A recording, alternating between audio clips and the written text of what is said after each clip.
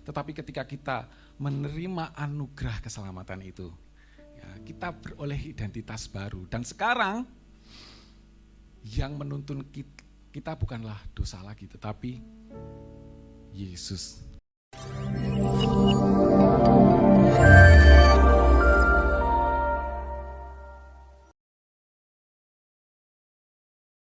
Kita akan belajar bersama-sama tentang satu buah lagi yang selanjutnya, yaitu kebaikan. Di dalam dunia kita, ya, kebaikan itu relatif. Ya, di dalam dunia ini kebaikan relatif, bergantung kepada siapa yang mengatakannya. Kebaikan yang diajarkan oleh Alkitab, nah ini bersifatnya mutlak. Ya, kebaikan yang diajarkan oleh Alkitab itu mutlak dan pasti benar. Kita nggak bisa meragukan, nggak boleh meragukan Alkitab. Alkitab itu tidak boleh diragukan, isinya segala macam kebenaran yang ada di dalamnya itu nggak boleh diragukan. Kalau kita masih ragu dengan Alkitab, nah, itu menjadi pertanyaan bagi kita, bagaimana iman kita bisa bertumbuh melalui Alkitab itu kalau kita masih ragu dengan dia, dengan apa yang disampaikan oleh Alkitab. Ya. Jadi kebaikan yang ada di dalam Alkitab adalah mutlak dan pasti benar.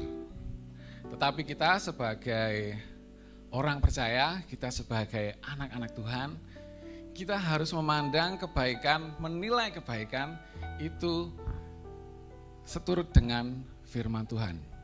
Bapak Ibu, kalau kita kembali ke teks Galatia pasal 22 pasal 5 ayat 22, di sana dikatakan, ditulis kebaikan itu menggunakan bahasa Yunaninya adalah agathosune, yang berarti adalah goodness. Di dalam bahasa Inggrisnya goodness atau to do good atau melakukan perbuatan baik.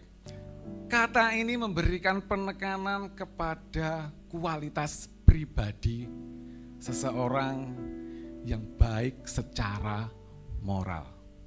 Hanya Rasul Paulus yang menggunakan kata ini, dan sebanyak 4 kali ia sebutkan di 4 kitab yang berbeda.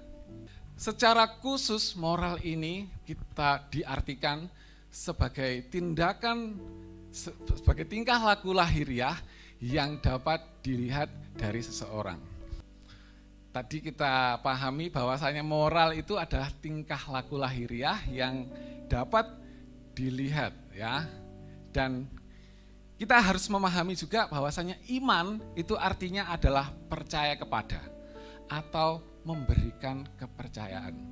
Kalau kita beriman kepada Yesus, berarti kita percaya kepada Yesus. Berarti kita memberikan kepercayaan kepada Yesus. Itu artinya iman. Nah, kaitannya moral dengan iman di sini, saya tuliskan di situ bahwasanya tingkah laku lahiriah kita, ya Bapak Ibu, mencerminkan tingkah laku lahiriah kita adalah cermin daripada kepercayaan kita. Ya, jadi tingkah laku kita adalah cerminan daripada kepercayaan kita. Atau dengan kata lain, kepada siapa kita beriman, maka itu juga akan menentukan moral kita. Ya, jadi jangan sampai salah kita beriman. Jangan sampai kita salah menaruh iman kita.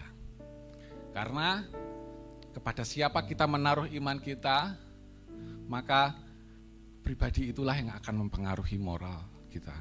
Sesuatu yang kita pandang baik, sesuatu yang kita pandang benar.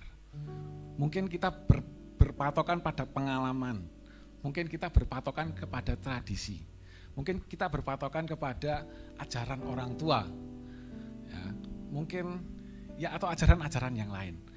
Tetapi Bapak Ibu Saudaraku yang terkasih di dalam Tuhan, mari kita ingat sama-sama bahwasanya apa yang kita pandang baik, apa yang kita pandang bermoral, apa yang kita pikir itu sesuatu yang benar, itu enggak tentu benar. Jika kita mau membenturkan itu dengan firman Tuhan. Maka bagaimana cara mengetahui apakah sesuatu yang ada di dalam pemikiran kita, moral kita itu adalah baik atau enggak? Caranya bagaimana? Caranya adalah tetap membenturkannya dengan firman Tuhan. Identitas kita adalah sebagai orang percaya, orang yang percaya kepada Tuhan Yesus.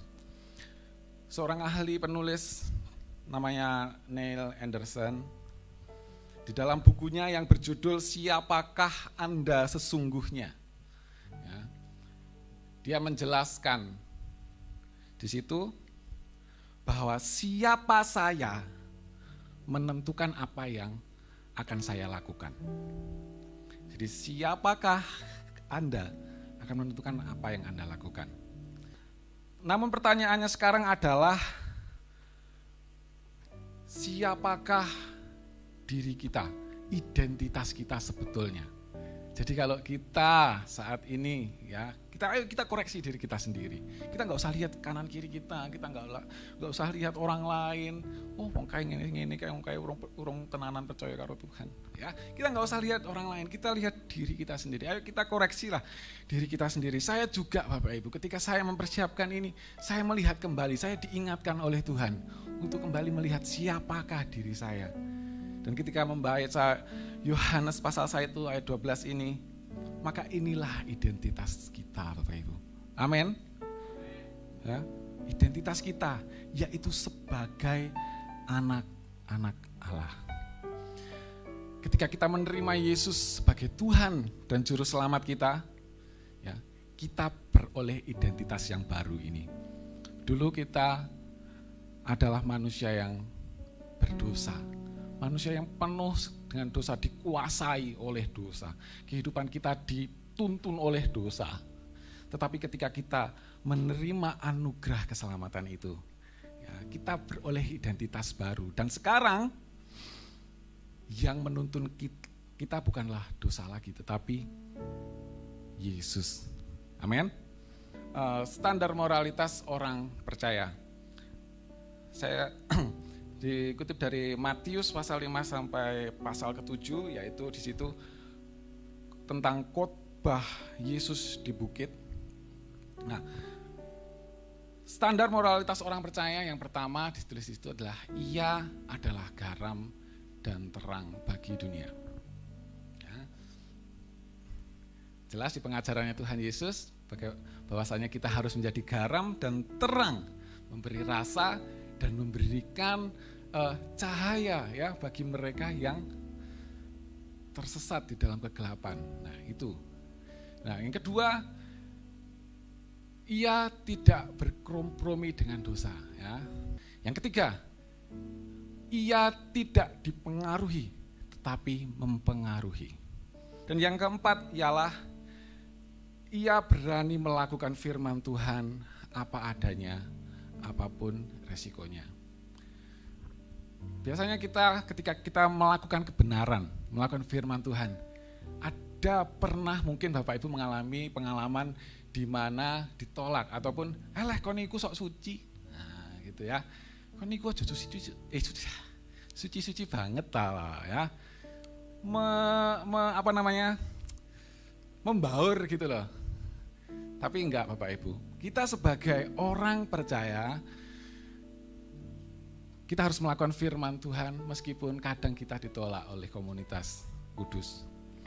Tapi kebaikan seperti apa yang dimaksud oleh Rasul Paulus, kita tahu bersama sekarang. Slide selanjutnya. Kita tahu bersama sekarang bahwasanya kebaikan yang dimaksud oleh Rasul Paulus di sini adalah tingkah laku yang didasari oleh nilai moral, yaitu firman Tuhan. Amin. Jadi jika tingkah laku atau kebaikan itu bukan berdasarkan firman Tuhan, berarti itu bukan buah roh. Ya. Karena buah roh ini dihasilkan dari persekutuan kita. Dan ketika kita benar-benar bersekutu dengan Roh Kudus, dengan Tuhan, maka kita akan dapat melakukan sebagaimana Tuhan ingin kita kerjakan di dalam kehidupan kita. Amin. Nah, untuk menutup khotbah saya siang hari ini, saya mau menutup dengan satu kutipan di slide slide terakhir. Ajaran-ajaran Alkitab merupakan kaidah moral tertinggi yang diketahui manusia.